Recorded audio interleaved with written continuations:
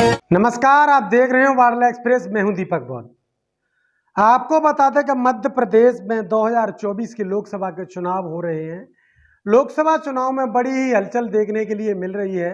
आपको बता दें कि इस बार बहुजन समाज पार्टी को बढ़त बनती हुई दिखाई दे रही है।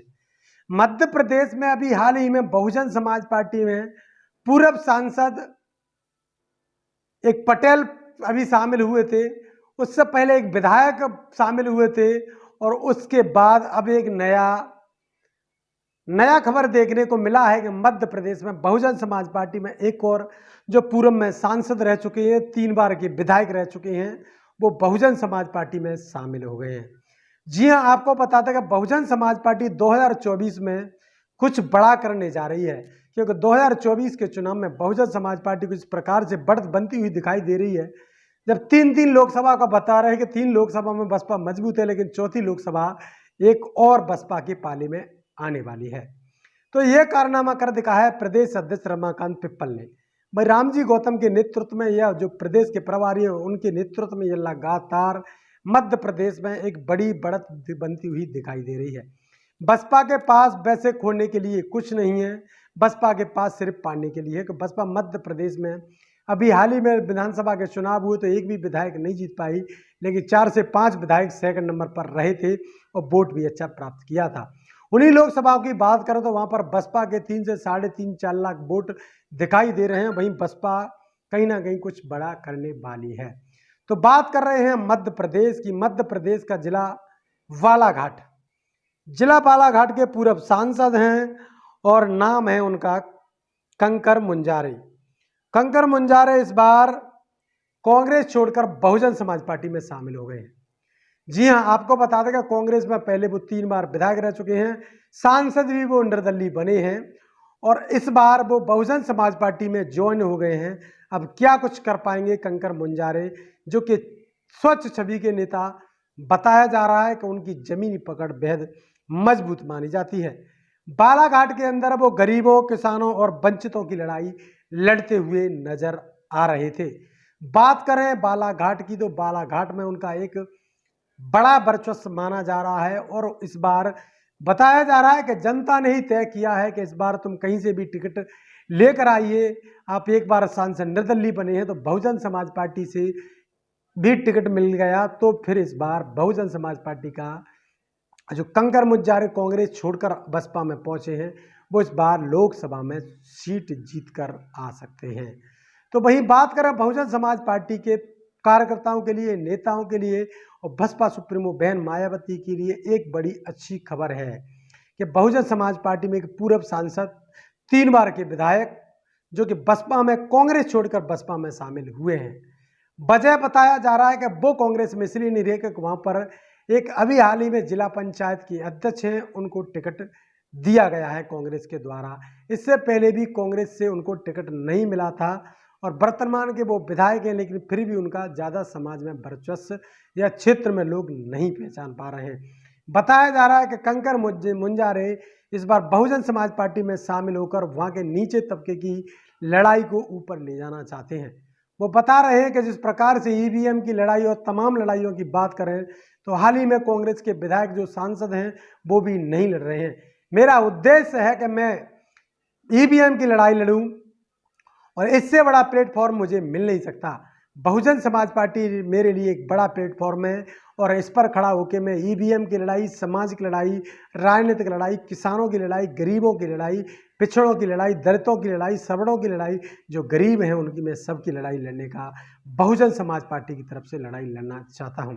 कंकर मुंजारे यहाँ तक नहीं रहे, उन्होंने ये भी कहा है कि बालाघाट में जिस प्रकार से वो जो बोलबाला चल रहा है राजनीतिक गलियारों के माध्यम से, जो लगातार भ्रष्टाचार की जो नीति चल रही है उसको बंद करवाने के लिए भी मैंने काम शुरू किया था, इसलिए मुझे कांग्रेस ने टिकट नहीं दिया है।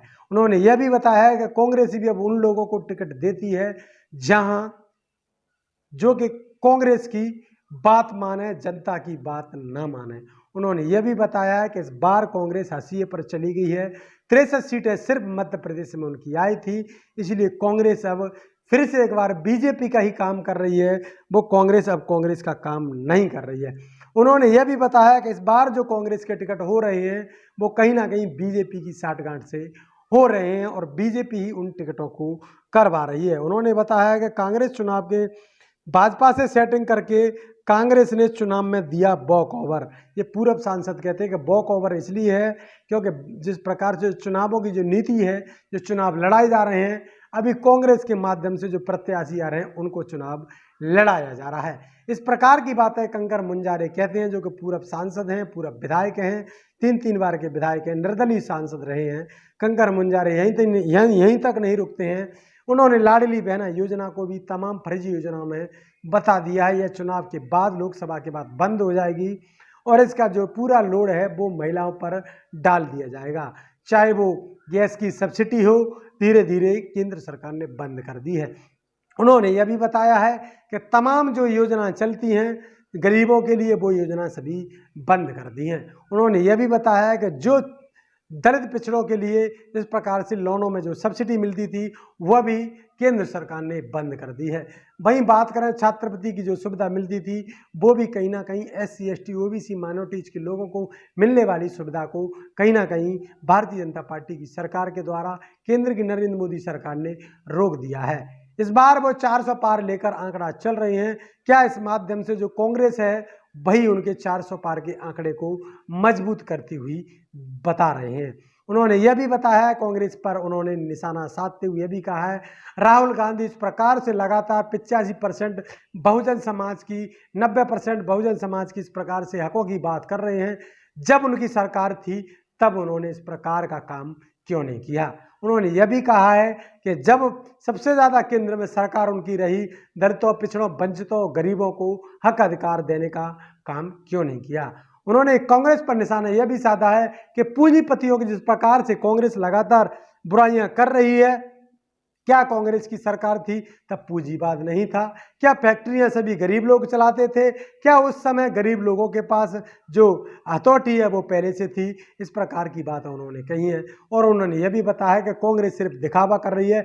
आने वाले समय में बहुजन समाज पार्टी से अगर मैं सांसद बन के आता हूं तो मैं करके दिखाऊंगा कि बहुजन समाज पार्टी की नेता आयरन लेडी बहन मायावती, जो कि गरीबों, दलितों, शोषितों, वंचितों और तमाम जो गरीब समाज है, चाहे वो सवर्ण हो, उनके लिए भी हमेशा लड़ाई संसद में लड़ती रही है। उन्होंने यहाँ तक नहीं रहा, उन्होंने ये भी कहा जिस प्रकार से कांग्रेस में लोग लगातार गरीबी को नहीं देखते हैं और जिस प्रकार से वो एक नाटक नौटंकी करते हैं, गरीबियों की थालों में खाना खाना, उसको देखना सिर्फ दिखावा है कांग्रेस का। कांग्रेस के राहुल गांधी इस प्रकार के जो काम कर रहे हैं वो भी सिर्फ दिखावा है। 85% 90 बहुजन समाज की बात करने का सिर्फ एक झूठा एजेंडा है केंद्र में सरकार बनाने का। कहीं ना कहीं उन्होंने यह भी कहा है कि इस प्रकार से EVM का जो आंदोलन चल रहा है, देश भर में EVM पर निशान उठाया जा रहा है, तो फिर कांग्रेस लगातार क्यों इन आंदोलनों के माध्यम से उठाना नहीं चाहती है। इस प्रकार से उन्होंने लगातार बता दिया है कि कांग्रेस और बीजेपी दोनों ही एक ही थाली के चट्टे बट्टे हैं। उन्होंने यह भी बताया है कि 2024 के चुनाव में कांग्रेस की जो सूची है वो बीजेपी के हैंडओवर होकर आ रही हैं। उन्होंने यह भी बताया है, कंकर मुंजारे कहते हैं कि कांग्रेस का जो भी काम है वो बीजेपी के इशारे पर चल रहा है। खबर में अपनी राय दीजिए, कमेंट बॉक्स में अपना कमेंट करके हमें बताइए आपको खबर कैसी लगी है, किस प्रकार का माहौल 2024 के चुनाव में होने वाला है। यूट्यूब पर अगर आप हमारे चैनल पर नए हैं तो चैनल को सब्सक्राइब करिए, पेज पर नए हैं तो चैनल पेज को फॉलो करिए, इंस्टाग्राम पर भी आप हमें फॉलो कर सकते हैं। लगातार बने रहिए हमारे साथ, यूट्यूब, फेसबुक, इंस्टाग्राम पर हमें देखते रहिए, हमें अपनी आर्थिक सहायता पहुँचाना भी ना भूलें। लगातार बने रहिए हमारे साथ, देखते रहिए वार्डला एक्सप्रेस। मैं हूं दीपक बौद्ध, बहुत बहुत धन्यवाद।